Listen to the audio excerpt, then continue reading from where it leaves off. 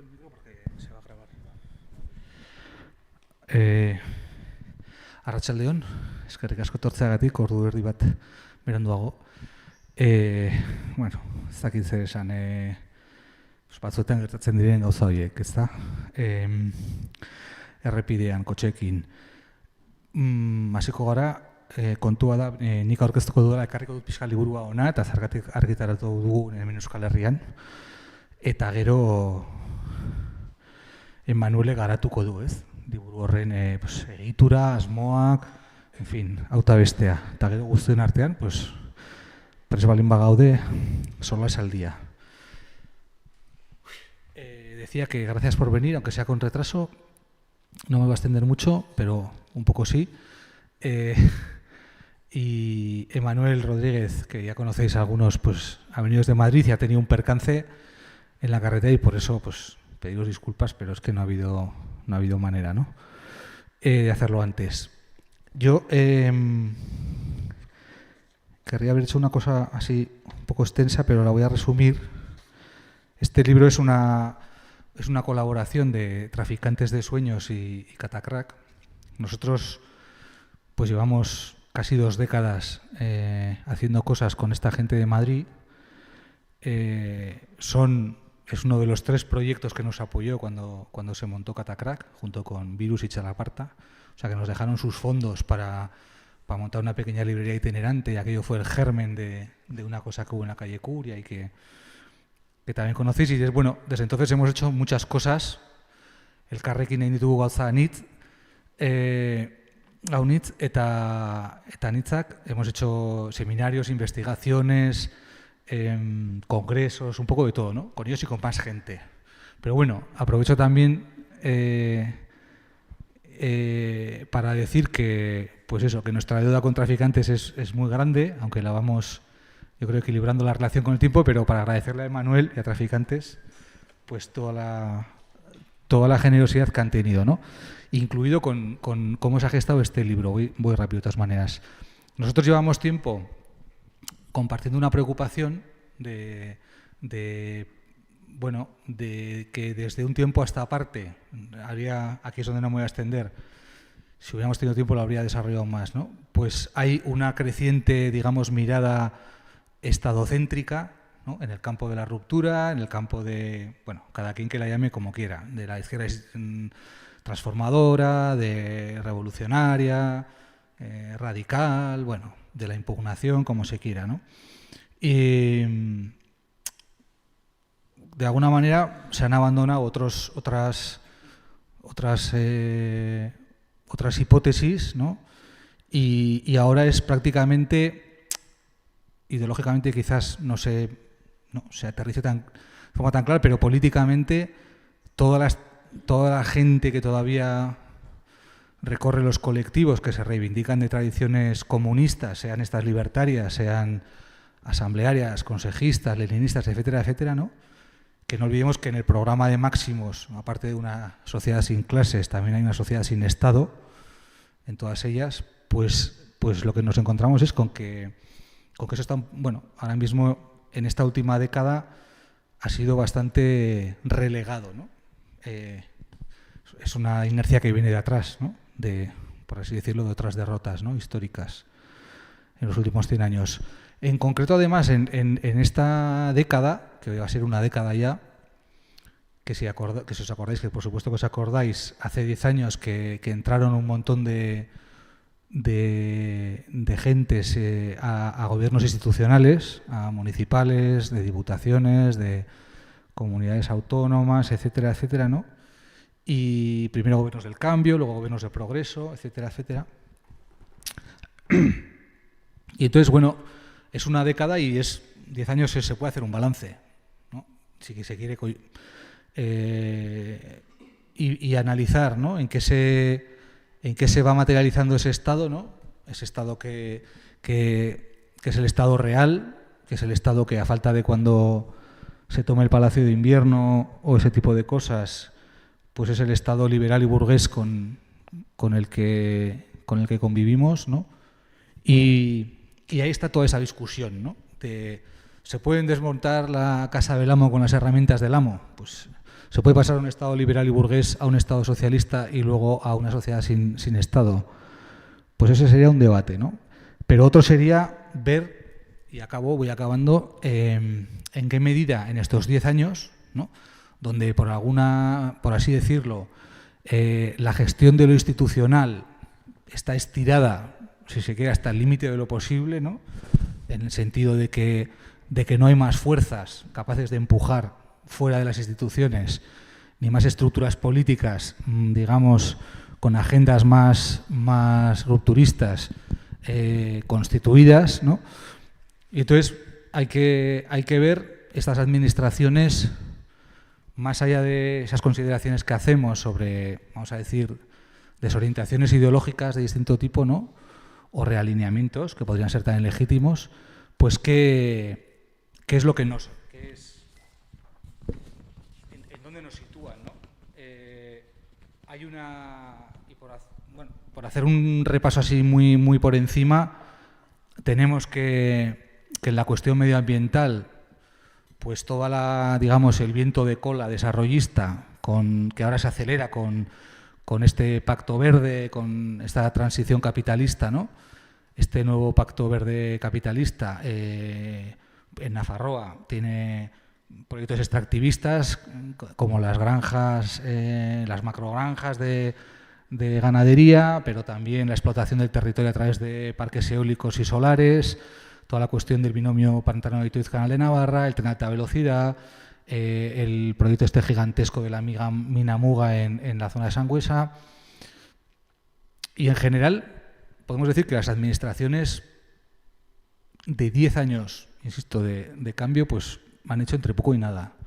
A veces con algunos desplantes bastante vergonzosos, ¿no? Hace no tanto, pues el Ayuntamiento de Sangüesa, antes del que está ahora el anterior, que creo que había pues gente de Podemos, de Bildu, de Izquierda Unida, que está un poco todo el Belén representado, pues dio su aprobación a la mina, ¿no?, que es una operación especulativa terrible, ya sabéis. Esta semana pasada salió que es una empresa multinacional que cotiza en los mercados de futuros de Australia y que ha ampliado en fin, bla, bla, bla. En cuanto a la estructura socioeconómica, pues siguen también las grandes, es decir, sigue la desertización demográfica de todo lo que es el norte y el este de Nafarroa, sigue la desaparición del pequeño comercio, de una realidad que ha existido durante 80 años y que ahora mismo, o sea, eso sí que podemos decir que en estos 10 años, una cuestión generacional, todo ese tejido comunitario y ese sostenimiento de una sociedad de una determinada manera se está yendo al garete, ¿no?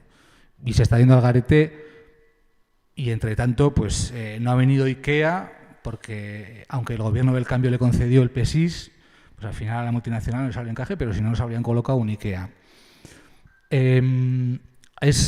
Podemos seguir repasando pues la vivienda, la educación, el nuevo proletariado de servicios que está llegando a Nafarroa y que es una nueva clase subalterna, desposeída de derechos en el campo de trabajo absolutamente desregulado, etcétera, etcétera, y cuya conexión con la agenda, digamos, de nuestras agendas es muy pequeña, ¿no? Entonces, o la vivienda que he comentado. O sea, en la vivienda no hay políticas públicas de vivienda, no se prohíben los pisos turísticos, no hay una tasa a la vivienda vacía de grandes tenedores.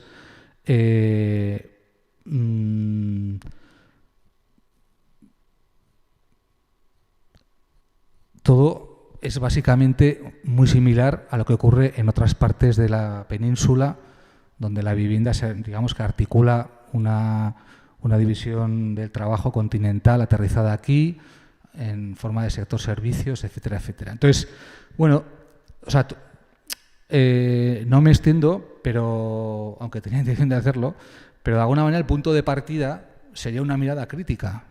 O sea que, es decir, 10 años después, pues ya sabemos, ¿no?, que en 100 años o en 200 o en 2000, a lo mejor las cosas cambian mucho, pero la realidad del Estado que hay aquí y ahora, gestionado por fuerzas políticas que seguramente son las que podrían estar más cerca de las agendas de quienes pensamos que esto no tiene arreglo y que hay que cambiarlo de arriba abajo, pues es escasísima, escasísima.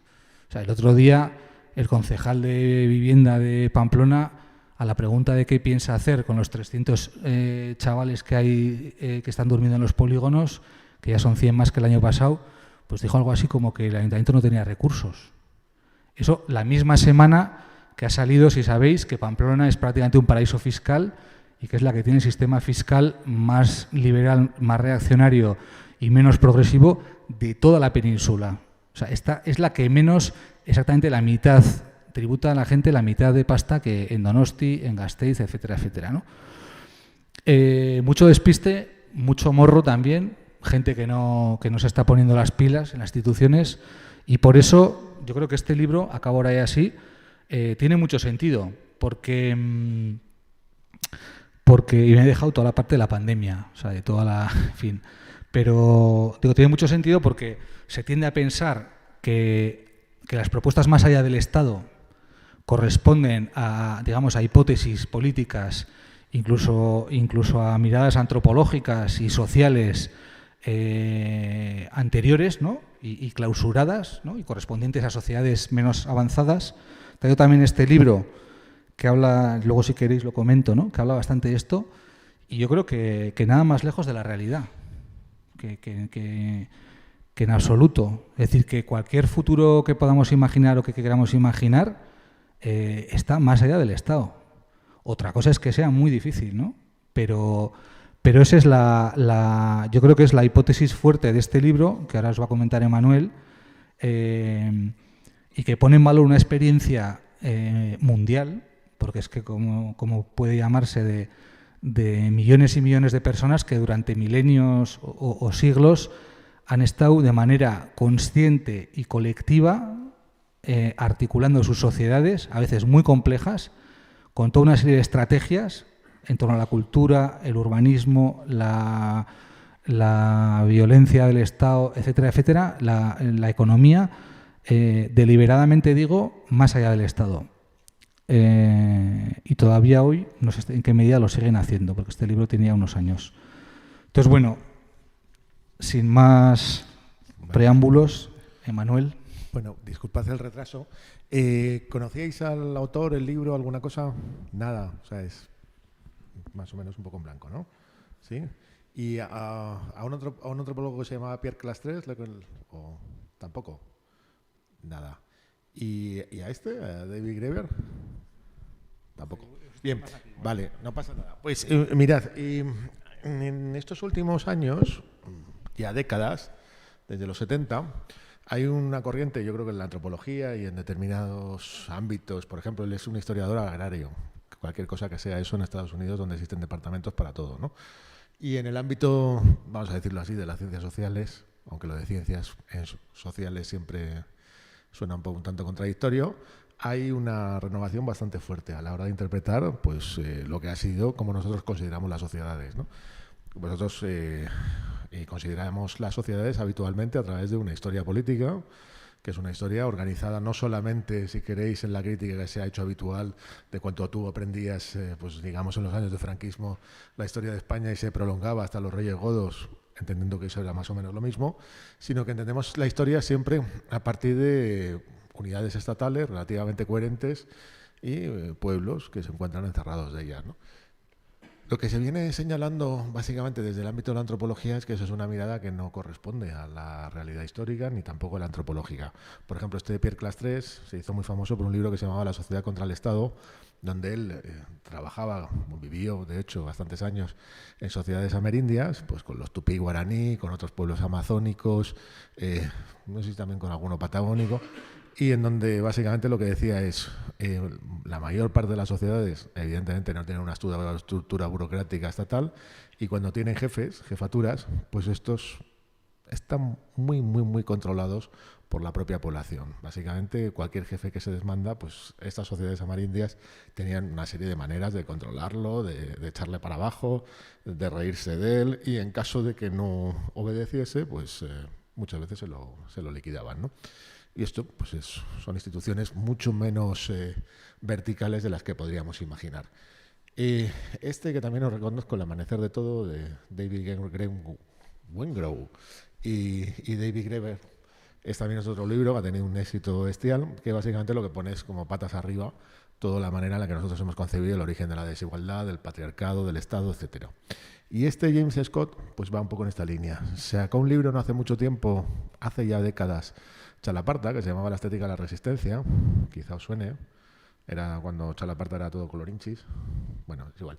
Y luego ha ido sacando distintas cosas con distintas editoriales en las cuales hemos llegado tarde, ¿no?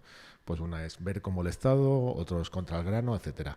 Lo que viene a señalar siempre él es que la historia hay que construirla desde abajo y entenderla no a partir de esas unidades de registro que vienen siempre y que se graban en piedra, en papiros, en leyes, en papel, que son los códigos legales, las hazañas bélicas, etcétera, sino entenderlas básicamente con todo aquello que se les resiste y que suele ser mucho.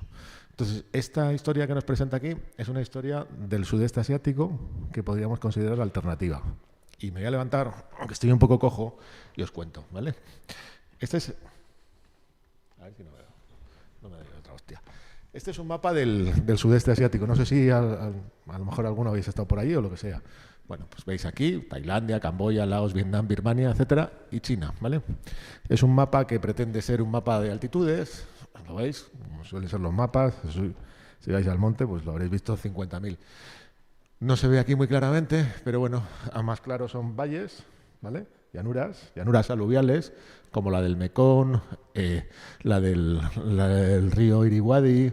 Si estuviésemos en China veríamos el río Irrawaddy, el río Perlas, el río Amarillo, etcétera, tal cual. Y montañas que además son bastante escarpadas, ¿no? Entonces, si cogéis ahí, desde lo que sería Himalaya hasta prácticamente la península de Malaca, pues veis aquí una serie de cordilleras que son bastante intensas en altura. Y además tenéis que pensar que esto es tierra prácticamente selvática, está relativamente cerca del Ecuador, pasa por aquí, ¿vale? Y por la orientación también está sujeta a los monzones, es decir, que son tierras con una irrigación bestial. Y así con montes pues completamente boscosos, bastante más boscosos que los atlánticos, más tupidos, más enredados, etcétera. Bien, pues lo que viene a situar es que toda esta zona del interior montañoso es una zona que cultural y socialmente es distinta a la zona de las llanuras, ¿vale? Las veis aquí, etcétera, tal cual. En origen, las llanuras lo que han dado lugar es una agricultura de irrigación basada en el arroz, como la que vais a encontrar en China. Bueno, en China empieza a ser el sorgo y luego es el arroz, ¿vale? Y lo que os encontráis en las montañas es una agricultura de otro orden y de otro tipo completamente distinta, no basada en el arroz, ¿vale? Donde hay arroz, él viene a decir, hay capacidad de que esas jefaturas políticas se conviertan en estados, porque dan lugar a un régimen de irrigación que, aparte de requerir mucha obra pública, lo que implica es como una suerte de legibilidad del terreno que no se da en la montaña. Lo que viene a decir básicamente es que esta agricultura de arroz lo que da lugar es a lo que llaman los estados PADI. PADI es campo de arroz en no me acuerdo qué lengua. Y el interior montañoso, él le da un nombre que es Somia o Zumia o Zomia, ¿vale? Que en las lenguas tibetano-birmanas viene a decir algo así como montañés, que es todo esto que veis aquí. ¿Algunos sois filólogos, gustan las lenguas o cosas de este tipo? Vale, pues si os vais a Wikipedia y cogéis un mapa lingüístico de la zona, veréis que aquí hay lenguas más o menos ligadas a un estado-nación, por ejemplo, en Siam, Tailandia, pues el Thai, en Birmania, etcétera. Y en la montaña lo que hay es una pluralidad de lenguas bestiales.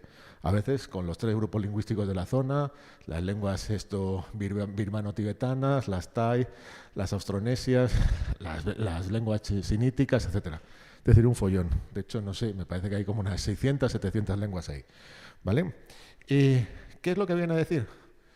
Esta zona montañosa es una zona que él entiende que hasta más o menos después de la Segunda Guerra Mundial el Estado no la ha llegado a gobernar. Aunque existían estados aquí, y luego, además, esto eran parte de los imperios coloniales, pues Birmania era colonia británica, Siam, Tailandia también, esto era la Indochina francesa, pues el control se limitaba básicamente a la zona pues, de las llanuras, ¿vale? Y lo que viene a decir básicamente es que toda esta zona que no estaba sometida a los estados es una zona él le da un nombre basado en otro antropólogo mexicano, que son zonas de refugio. Es decir, que aquí surgen estados y aquí se va la población que no soporta los estados, ¿vale? Es decir, donde se forma un estado, por ejemplo, primitivo estado Tai, o el primitivo estado Min, o los Gemer, primitivo estado Gemer, o allí los distintos estados mandala birmanos. Saca otra, que creo que hay más. Otra diapositiva, pues nos vamos a encontrar que la gente que no quiere estar sometida a estos estados se larga a la montaña, ¿vale? Y él lo establece básicamente así, a partir de esta idea de los estados de las zonas refugio. ¿Cómo se forman estos estados? Bueno, aquí tenemos todavía una cosa más complicada, porque ni siquiera aparecen las costas. Esta no nos valdría, pero bueno, sí, otra más, sí. Bueno, esta es Zumia, ¿vale? Sí, aquí lo ves muy claramente. Aunque no vienen las costas, esta es toda la zona montañosa que él llama Zumia, ¿no? Bien. Lo que él viene a decir es básicamente la agricultura del arroz, que es una agricultura que permite, en términos de producción de calorías per cápita súper eficiente. Vais a encontrar que donde hay arroz son las zonas más densas del planeta. India, en lo que sería el oriente de China, esto menos, ¿vale?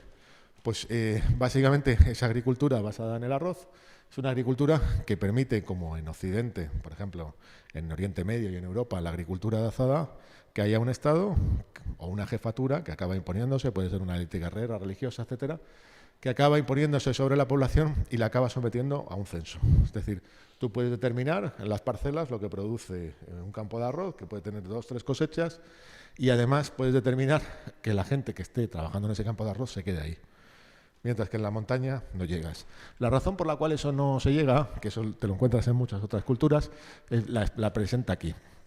Si tú tienes un estado que tiene una capital y esa capital vive a través de los campos de arroz que hay a su alrededor, la élite política y sus ejércitos tienen una movilidad que a medida que se van separando de la capital, pues es más reducida. Esto es una cuestión logística fundamental, pues que lo veis en cualquier campaña bélica.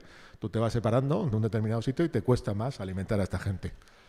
Cuando el terreno es montañoso, esa fricción aumenta exponencialmente. Básicamente porque no hay caminos, son difíciles, son lugares abruptos y son lugares muchas veces impenetrables. Y además, en el caso del sudeste asiático, durante la estación de lluvias, totalmente embarrados y prácticamente muy difícil de andar por ellos. Él viene a establecer, en este caso me parece que es un estado de birmano, ¿vale? Entonces, esta capital, Munyan, que básicamente a partir de los 3 días andando de la capital, la capacidad de control disminuye radicalmente.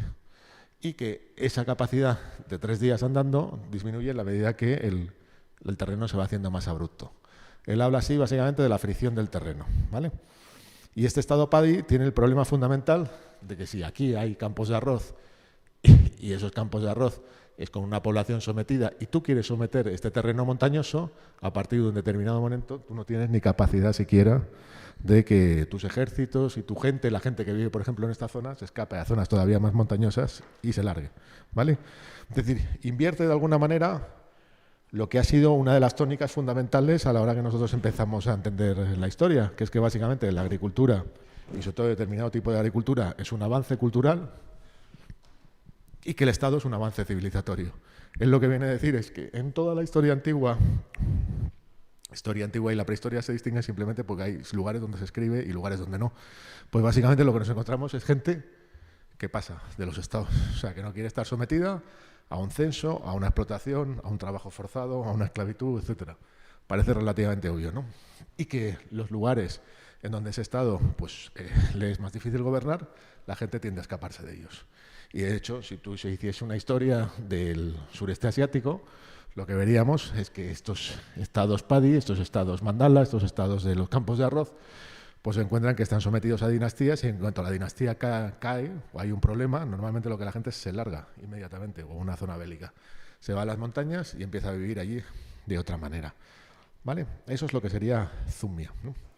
Bien, este movimiento continuo de escaparse de los estados, que él sitúa, además, históricamente, de que la aparición del primer estado, lo que viene a señalar es también una oposición en términos culturales y en términos de lo que lo representan los propios estados entre lo que serían los pueblos civilizados y los bárbaros.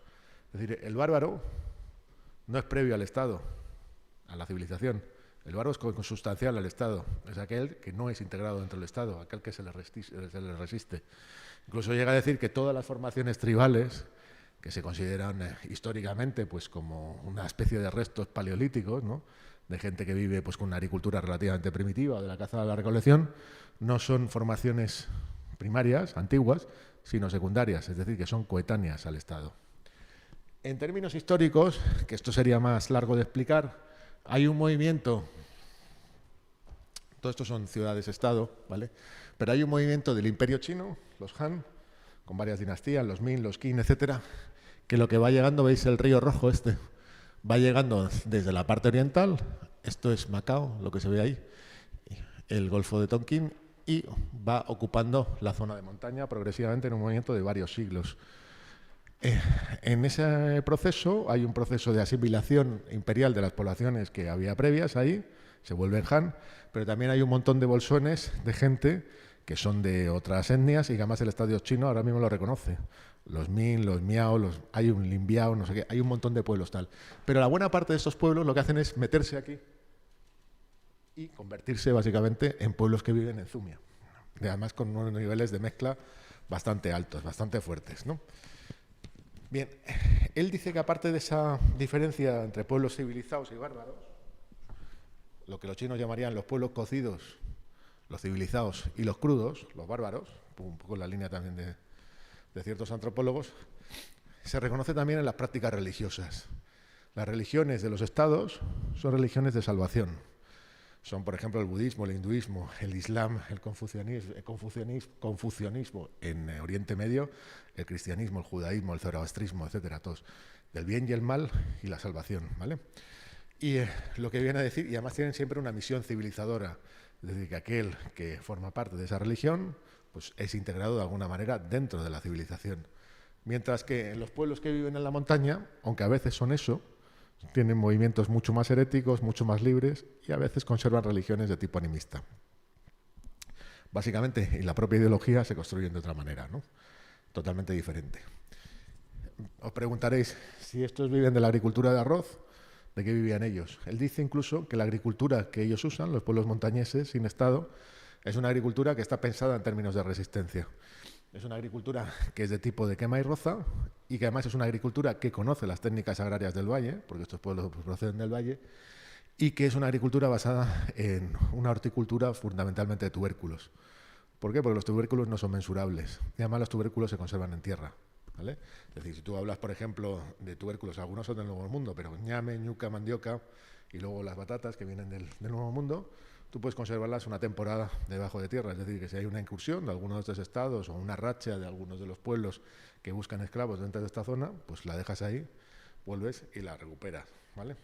Y que también las estructuras sociales de estos pueblos son estructuras de fuga. Nunca dan lugares a grandes organizaciones tribales, aunque hay confederaciones, y son más bien pueblos que tienden a vivir atomizados, es decir, pequeñas poblaciones en donde se puedan controlar, pues precisamente minimizar riesgos de los pueblos que vienen con Estado, pero también minimizar riesgos de que dentro de ti surjan sus jefaturas que no pueden gobernarse.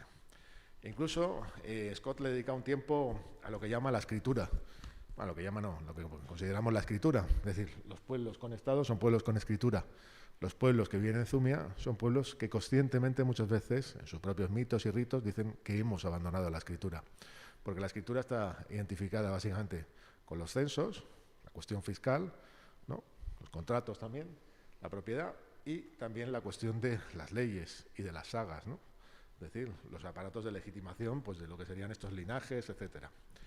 Y por último, Scott lo que señala es que estos pueblos que viven en las montañas son pueblos con unas identidades mucho más fluidas que los pueblos de los valles. Es decir, mientras en un valle el linaje gobernante, la clase dominante, tiene la necesidad de fijar claramente la identidad, la genealogía, la propia y la de aquellos de sus súbditos, aquí lo que están es negociando continuamente las identidades.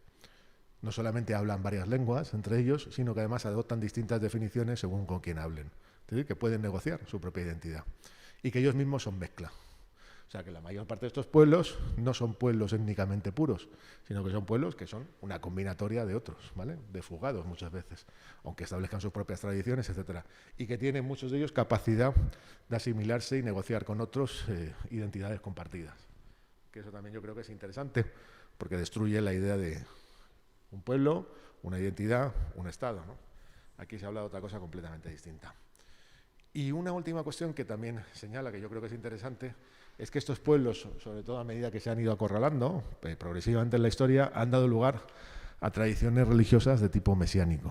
O sea, es decir, de mesías, no religiones de salvación, sino mesías movilizadores, movimientos heréticos de defensa de sus propias estructuras sociales. Lo que señala Anzumia es un patrón que él reconoce y que se reconoce en otros autores y en otros trabajos antropológicos, por ejemplo, en la separación entre los árabes, en el caso de Marruecos, de los valles, lo que serían las poblaciones bereberes arabizadas, muchas veces, y los bereberes de las montañas, del Atlas y del Rif. Sabéis que Marruecos, básicamente, es un estado, pues bueno, que no corresponde a un estado-nación. Es decir, que os vais a encontrar allí, pues lenguas amasí y tamasí, pues creo que hay 4 grupos y no sé cuántos dialectos. Aparte de que el 70% de la población es de origen de este tipo. Esto se reproduce, por ejemplo, en la conquista de América, es decir, donde os vais a encontrar un montón de formaciones que son de huida. No sé si os suenan los quilombos. Bueno, los quilombos básicamente eran poblados, incluso a veces casi repúblicas, que formaban esclavos, fundamentalmente negros, y se iban al interior. Había quilombos que salían de las plantaciones y se iban al interior. Hay una historia larguísima del cimarronaje. Los cimarrones son los que se escapan, ¿no? Lo hay en Jamaica, lo hay en Brasil, lo hay en Nueva Granada, es decir, en Colombia, Venezuela, etcétera. Lo hay en multitud de sitios. Pero lo más alucinante es que no solamente las hay de negros. Es que hay asociaciones de ibéricos que se fugan, que se mezclan con negros y que se mezclan con indios. De hecho, hay algunas tribus de Estados Unidos, llamadas tribus civilizadas del sureste, las que luego son desplazadas a Oklahoma, los seminolas, que son mezcla. Son europeos, indios y negros. Y ellos han formado tal. Os vais a encontrar, por ejemplo, en Honduras, los garifunas, que básicamente son negros, pero que hablan una lengua arawak. Es decir, que son una mezcla entre indios y negros. Es decir, que nunca en la historia puedes reconocer esos procesos de identificación, nitidez, limpieza, que puedes encontrar en las historias nacionales, sobre todo que se establecen a partir del siglo XIX, o en las historias estatales desde su propio origen, ¿no? Sino que todo es un proceso bastante más fluido y que la gente siempre ha tenido capacidad de negarse, de oponerse a, bueno, pues a determinadas formas de gobierno que consideraban insoportables. Y ha encontrado las formas de vida para hacerlo y también las formas sociales y culturales para hacerlo. Entonces, es una historia que uno podría considerar, qué cosa más friki ponerme a estudiar esto del sudeste asiático, pero que sin embargo pues representa cosas que coinciden con otras partes de lo que ha ocurrido, ¿no? en la historia de la humanidad. Y que de hecho si cogiésemos un mapa del siglo XIX, todavía veríais que la mayor parte del mapa era un mapa en el cual no había gobierno estatal, aunque tú hagas el imperio español o el imperio portugués y te aparezca ahí todo el interior, ¿no? La Amazonía, buena parte de los Andes, buena parte de la Patagonia no estaba gobernada. O sea, era un sitio pues, de extensiones vastísimas que evidentemente no eran gobernados. Eso pasa, por ejemplo, también en la historia no solamente de América, sino de África, pero también lo que estamos viendo, lo de Asia. Y si nos vamos a la historia antigua, a tiempos prerromanos, os vais a encontrar también lo mismo. Es decir, todo es infinitamente más fluido, más complejo que una historia de unos pueblos sucesivos y desde luego no te voy a contar la de unos linajes tipo los reyes godos después, etcétera, ¿no? Es otro acercamiento y es un acercamiento que cada vez parece que tiene más visos y más capacidad de explicar y de ser veraz que otros, ¿no? Que es el de las grandes historias nacionales, no sé si queréis la epopeya española que se cuenta ahora todo el rato, ¿no? De la conquista, América, etcétera. Sabéis que hay debates sobre esto permanentes, ¿no? Bien, pues esta es una historia básicamente de la resistencia a ese tipo de procesos y de resistencias que han sido tan eficaces como que han durado varios milenios, ¿no? En este caso. Bueno, pues ese es un poco el libro. Entiendo que a lo mejor, pues yo qué sé, 600 páginas sobre esto no apetece, pero luego lo vas leyendo y sí apetece, sí. Entonces, pues esa es un poco la cosa. Así que nada, os lo dejamos aquí. No sé si tú quieres comentar más cosas. Solo quieres grabar, ¿verdad? O sea, que tienen que coger esto, ¿no?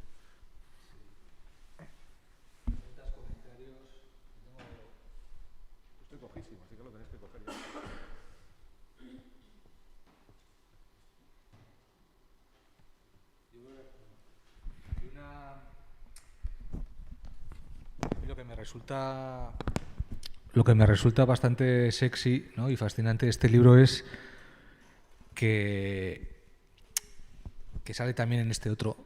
Este es un bestseller, ¿eh? O sea, este es un libro un bestseller mundial.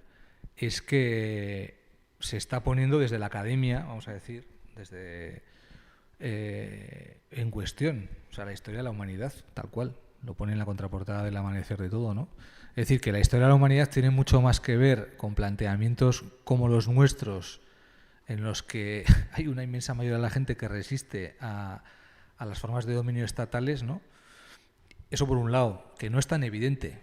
Es decir, porque hay unas intuiciones, pero como dice Manuel, siempre acaban un poco acorraladas, ¿no?, en la periferia de las grandes historias, geográficamente de una manera un poco indeterminada, etcétera, etcétera, invisibilizada y masacrada, por supuesto, ¿no?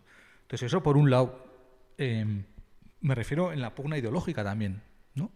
Porque yo creo que es importante en un momento dado entender que la historia de la humanidad ha sido fundamentalmente eso, no la historia de los estados, ¿no? Y luego, pero claro, yo creo que la complejidad ahora reside a mí me parece que es bastante de cajón que esas formas se van a seguir expresando de otra manera, ¿no? O sea, que hay seguramente hay hilos de continuidad. Y mi pregunta es, o yo creo que para mí lo que este libro, bueno, esforzando un poco, ¿no?, si quieres, pero ¿qué tipo de formas de resistencia caben en aquí y ahora, ¿no?, en esta sociedad en la que vivimos, ¿no? Y no tengo una respuesta. Sí que sé que, por ejemplo, cuando empezó la pandemia y vi a todos los partidos junto a un general de la Guardia Civil explicándome que mis hijos tenían que estar 46 días encerrados en casa, y sin embargo la gente estaba por la labor de ayudarse en los portales y en los barrios, y ahí se vio muy claramente, o sea, esa superposición entre el Estado y lo que está abajo, que no, además creo que no tiene que ver con X partido político u otro, ¿no? Creo que todos los partidos se alinearon en una posición, y de alguna manera la pandemia, que fue una situación excepcional, ¿no?, que abrió un campo, digamos, que normalmente está completamente, digamos, cerrado, cubierto, ¿no? A mí sí que me dio algunas...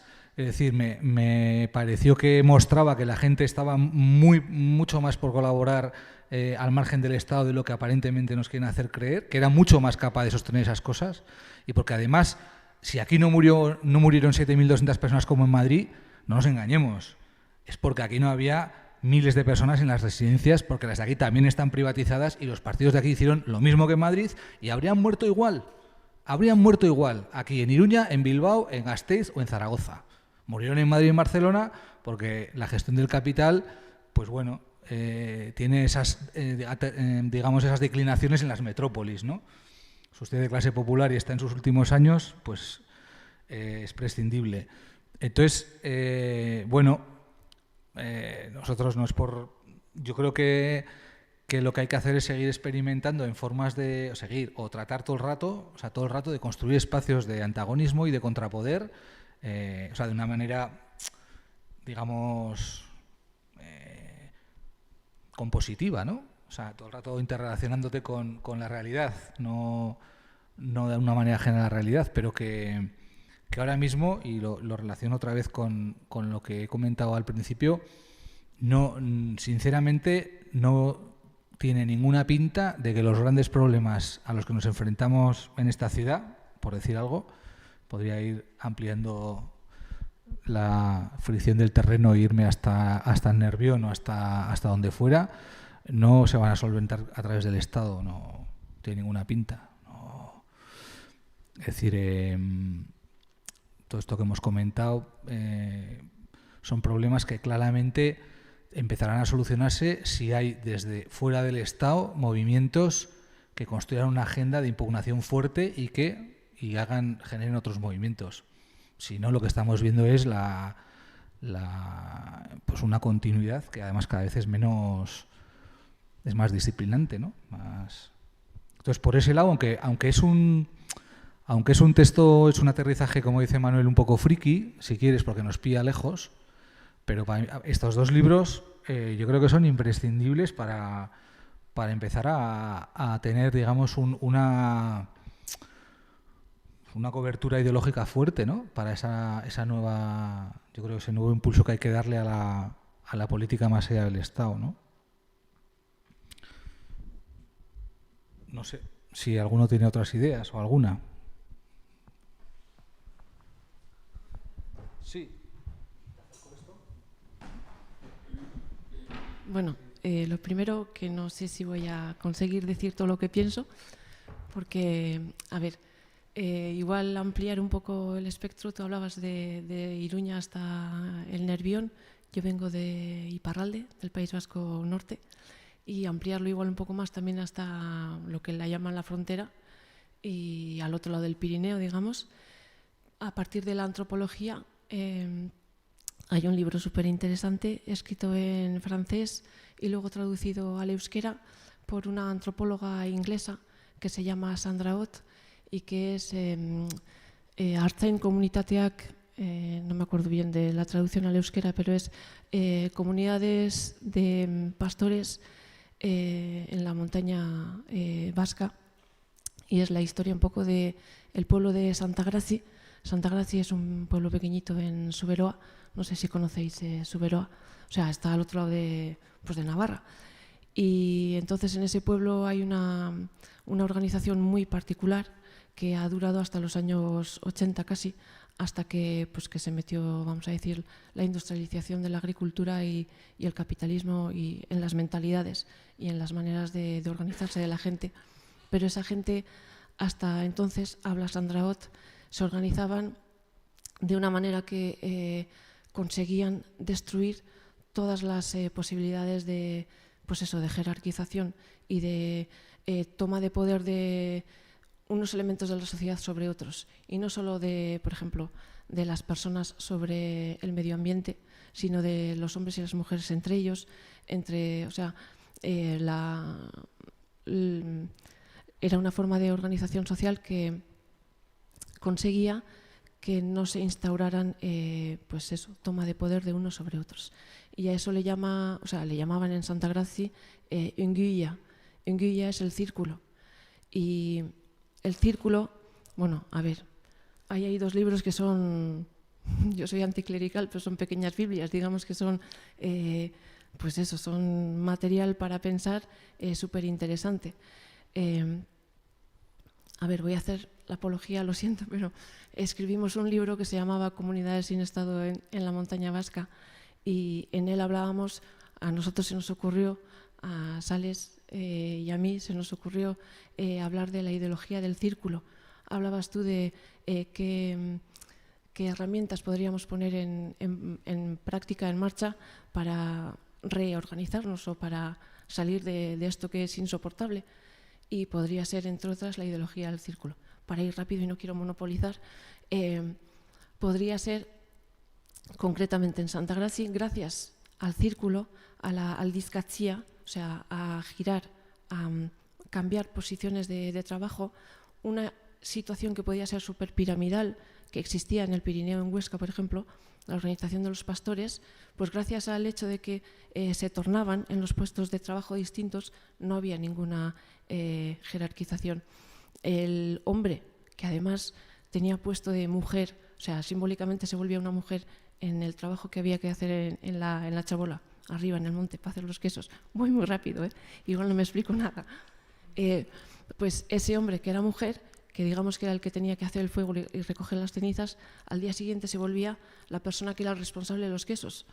Y gracias a los quesos vivía toda la chabola, toda la cabaña. O sea, vivían y vendían juntos sus quesos. O sea, es una historia súper interesante, está ahí, está escrito, y es nuestra propia historia, aunque, bueno, no todos somos de Suberoa, ni todos somos, vamos a decir, pastores o agricultores. Habrá que readaptarlo también, pero creo que hay bastantes cosas muy interesantes para pensar aquí, en lo local también. Y Zomia también es súper interesante.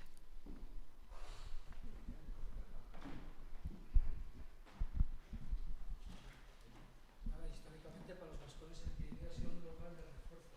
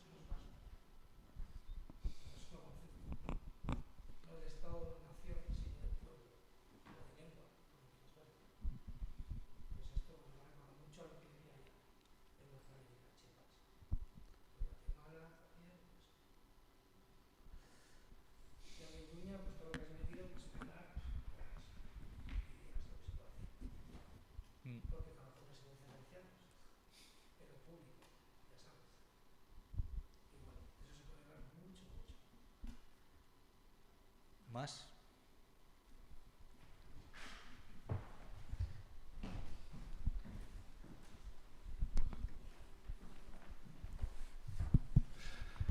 Hola. Yo que he leído el libro, a los que no lo habíais leído, os lo recomiendo vivamente, porque a pesar de las 600 páginas y que es un tocho, es realmente un libro iluminador, ¿no? No solo de una zona del mundo desconocida para nosotros prácticamente, sino de una manera de entender la sociedad y la relación con el Estado. No obstante, más allá de eso, casi lo que más me interesa del libro no es tanto que nos hable de ese mundo exótico visto desde otro punto de vista, sino los caminos de investigación que ilumina, ¿no? Tal como está saliendo ahora en los comentarios de la gente, podemos detectar que había sociedades sin Estado más allá, digamos, de la historia que nos han contado, ¿no?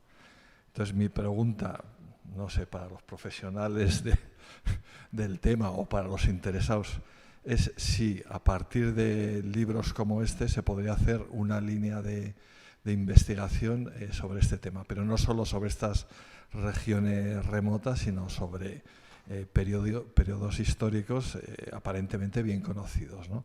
Pongo dos ejemplos. Uno, durante la Guerra Civil, toda esa zona de Aragón que estuvo más o menos gestionada por grupos anarquistas, podría entrar en esta categoría de una sociedad sin Estado. El otro ejemplo. Todos consideramos a Francia, digamos, el modelo del Estado fuerte, el Estado centralizador y tal. Sin embargo, hay un libro que ahora mismo no me viene a la mente el título ni el autor, que es un tocho también bastante extenso, que plantea la tesis que Francia no existió como Estado prácticamente hasta la Primera Guerra Mundial, ¿no? ¿Por qué? Porque es entonces cuando se concita a toda la población, se les hace, digamos, todo tipo, digamos, de esfuerzos burocráticos para que se impliquen en la guerra. Sin embargo, la Francia campesina era pues, una diversidad de culturas, de lenguas, de todo tipo. Entonces, en ese mundo campesino, en gran parte de ese mundo campesino, más allá de las ciudades, no funcionaba el Estado. Entonces ha habido momentos en los que, más allá del Estado centralizado por arriba, había una sociedad sin Estado que seguía viviendo, seguía funcionando, y aunque había nexos de comunicación, de hecho, pues tenía, digamos, una vida propia, ¿no? Entonces, no sé, ¿qué os parece? Si se podría, digamos, abrir una vía de investigación, no solo sobre, digamos, regiones remotas o aspectos sugerentes, sino sobre nuestra propia historia, que aparentemente conocemos bien, pero quizá no tanto.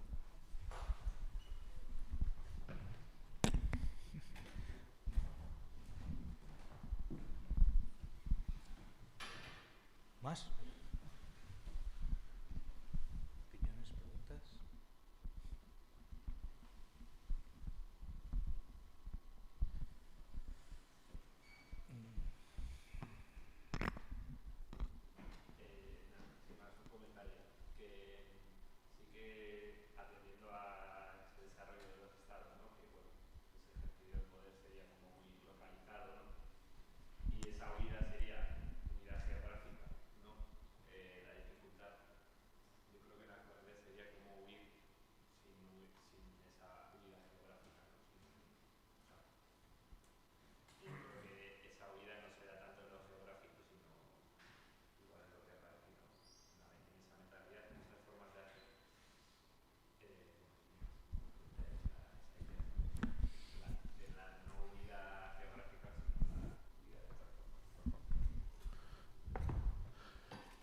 O sea, yo creo que lo interesante de esto es lo que te evoca, no lo que tú lo puedas reproducir. O sea, nosotros somos seres producidos por el Estado y la mediación estatal está en todo, en lo que estudias, en lo que comes, en lo que haces, en lo que dejas de hacer.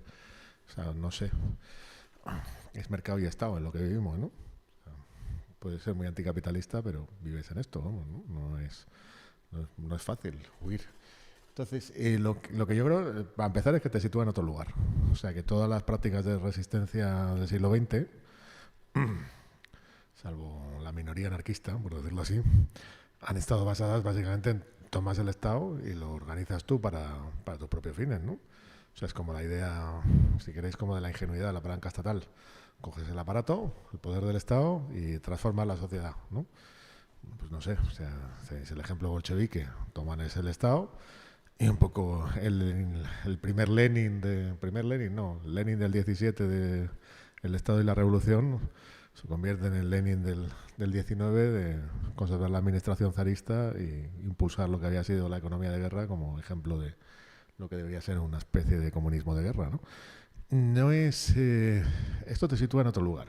Sencillamente te pone la cabeza en otro lugar y empiezas a ver las cosas desde otro lugar. Otro de los libros de Scott se llama Ver como el Estado.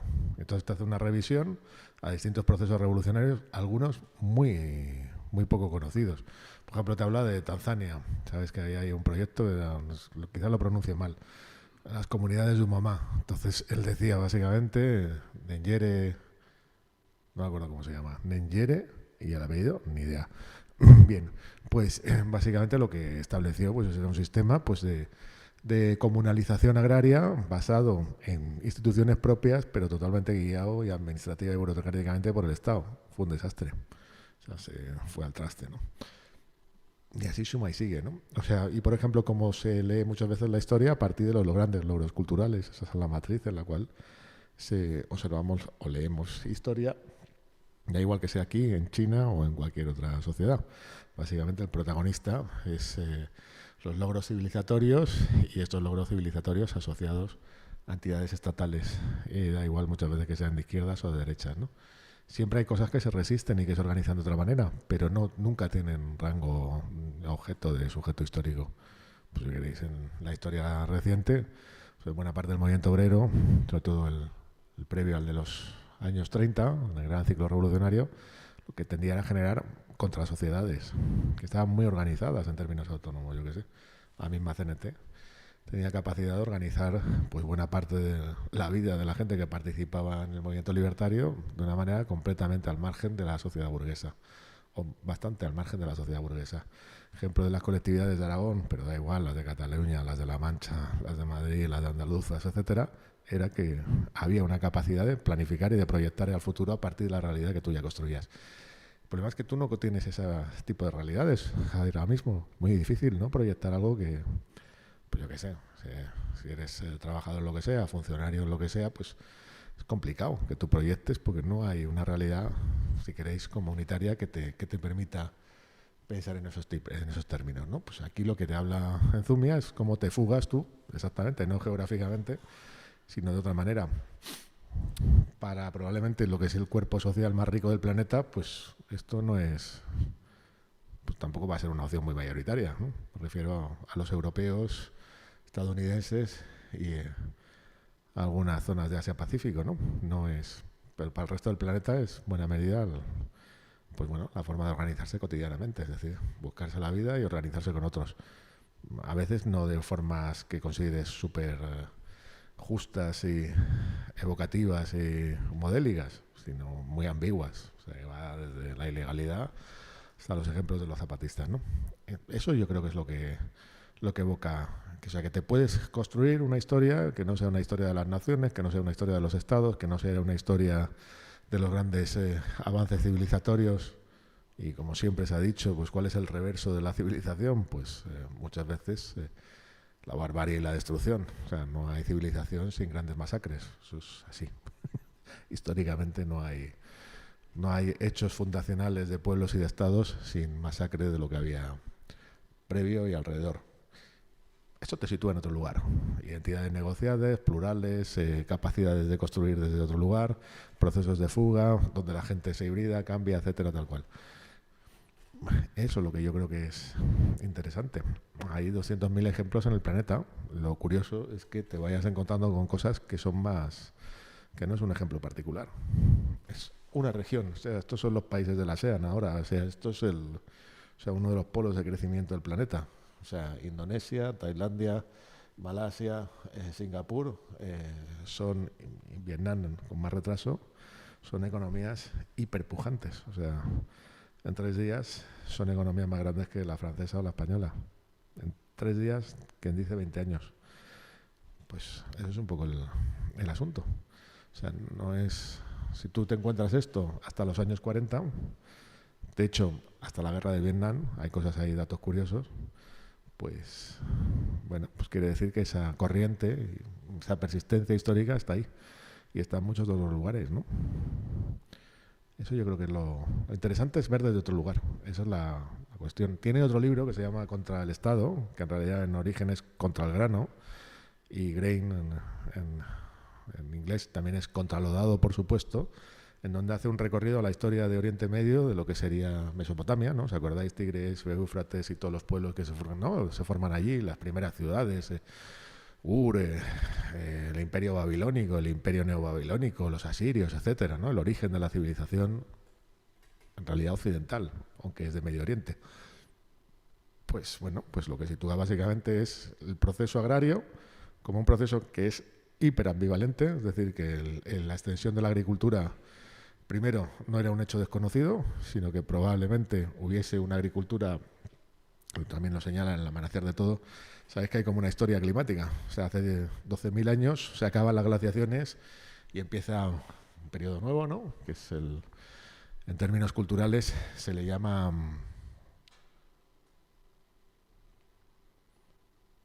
previo al Neolítico, que no me acuerdo ahora mismo. Fíjate tú qué bien. No, neolítico tiene tal.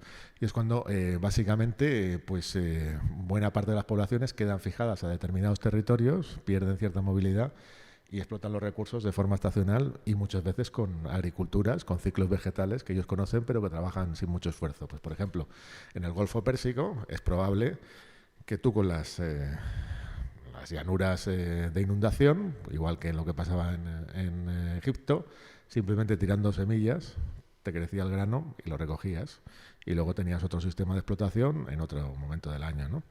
Pues bueno, mientras eso fue así, era funcional. En el momento que empezaron a surgir ciudades, se generaron jerarquías, pues esos campos se empezaron a trabajar de forma consciente, con abonos, con incorporaciones de ciertas técnicas y generando mecanismos de censo y de control sobre las poblaciones. Y ese es el origen un poco del Estado. curiosamente, en ese proceso de neolitización, es decir, de domesticación de las plantas, se produjo también un cierto proceso, él llega a decir eso, de domesticación de los humanos, es decir, donde no solamente se domesticaban plantas y animales, sino que también los humanos eran relativamente domesticados en ese supuesto avance civilizatorio que fue la agricultura, pues ya de tipo más convencional, ¿no? Entonces ese salto del mesolítico al neolítico y luego al Estado, pues lo considera problemático. Es decir, la gran invención de la agricultura como una agricultura intensiva, concentrada y tal, produjo una serie de cambios también en las poblaciones humanas y sitúa un montón de cuestiones que son difíciles de negar.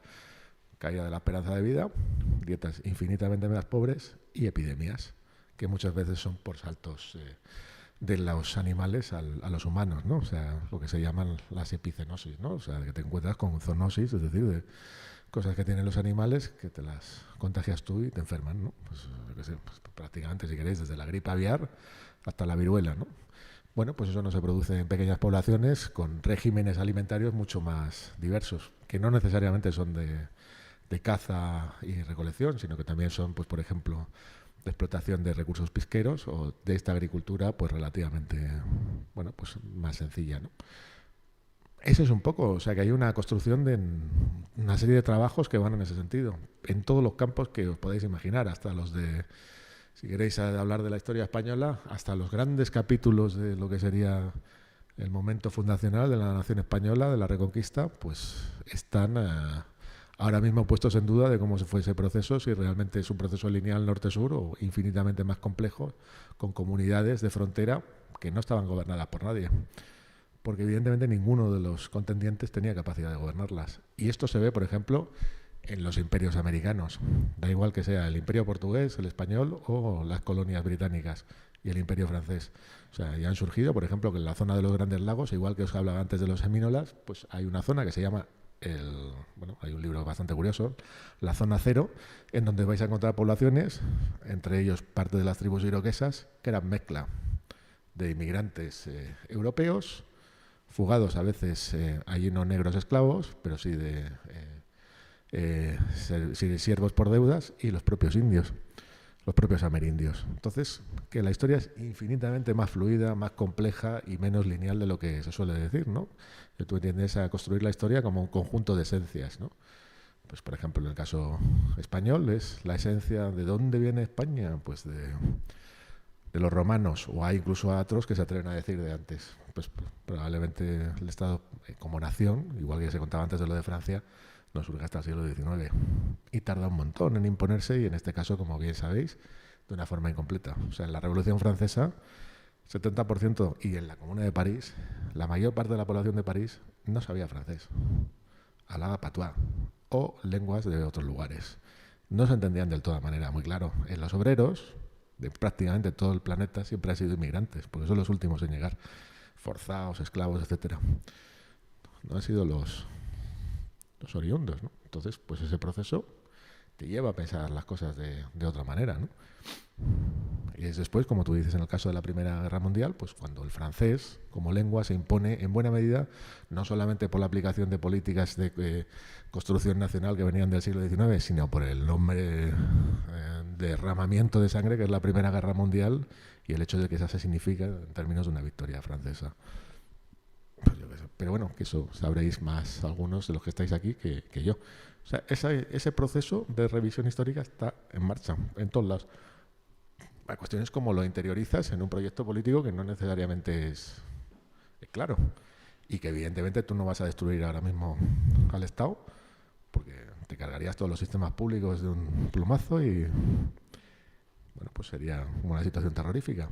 Igual que si tú quieres pasar mañana del capitalismo a la autogestión en un mundo completamente globalizado, pues no te digo lo que sería la debacle en términos económicos. O sea, o eso se construye en un proceso que es acumulativo y largo, o la hecatombe o la catástrofe está asegurada, ¿no? Pues bueno, pues esas son las cosas que yo creo que plantean este tipo de trabajos, ¿no? Llevándolo a un terreno que pueda ser, digamos, medible, ¿no? O me parece que, o sea, o concreto, ¿no? Que puedas pensar todo esto. Yo creo que aquí, por ejemplo, en Iruña, en Pamplona, la cuestión del modelo educativo y ya cabalgando sobre el modelo educativo del racismo y en paralelo el euskera, o sea, el euskera que es un territorio de libertad, ¿no? Yo creo que, además, en estos 10 años, o sea, no te tienes por qué ir... O sea, que decir, si analizas qué está pasando para que Iruña sea con Gasteiz, las ciudades de la OCDE, que es una organización de estas mundial que agloba 40 países, casi todos los europeos y tal, con más segregación por renta de toda la OCDE, o sea que en Iruña ya hay colegios donde no hay ni una sola persona nativa. Entonces, todos esos, o la situación del euskera, ¿no? Como lengua minorizada, pero a la vez sufriendo un desplazamiento porque las clases subalternas, las clases más oprimidas, no están en relación con el euskera. Y esto todavía es un problema, pero bueno, en el corto o medio plazo va a ser un problema muy gordo, ¿no? Y entonces ahí, yo creo que si algo ha demostrado la administración pamplonesa y navarra es, no sé, la puedo calificar de manera muy gruesa, pero básicamente inoperancia. Podríamos cargar mucho las tintas, ¿no? De por qué los colegios concertados no tienen... en fin, hay tantas cosas que no se han hecho que da hasta vergüenza ajena. Pero yo, más allá de eso y de no esperar nada, o sea, de que es una situación que se va a seguir deteriorando y que el día que haya un vídeo donde no sé qué inmigrante esté haciendo no sé qué cosa, saldrá la gente con antorchas por la calle, ¿no? El terreno ya está abonado para que eso ocurra. Es evidente que esa fuga yo creo que tiene que pasar por pensar el euskera o por pensar la educación fuera de, lo digo así de claro, de los sindicatos de la educación y de las administraciones progres. Pues son una panda de inútiles y de vagos. O sea, bueno, o por lo menos no están demostrando capacidad para afrontar lo que tienen enfrente. Que día que pasa, día que es más grave. Y hacen huelgas y tal, pero no sé para qué. Creo que para mejorar las condiciones del profesorado. Entonces ahí, por ejemplo, en educación y en el euskera, yo creo que hay una necesidad muy fuerte. ¿No?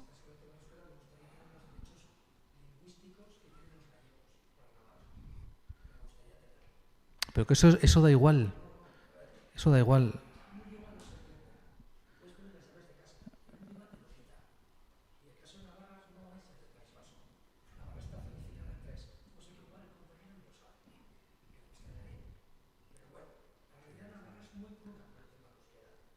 ¿Y qué tiene eso que ver para que las... Pero ¿y qué tiene que eso que ver?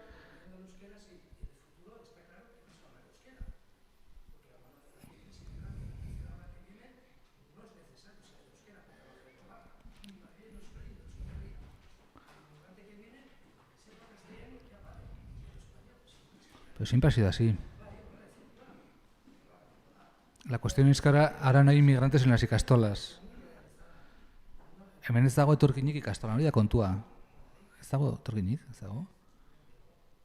Eta euskalgintza zer egiten du horrekin?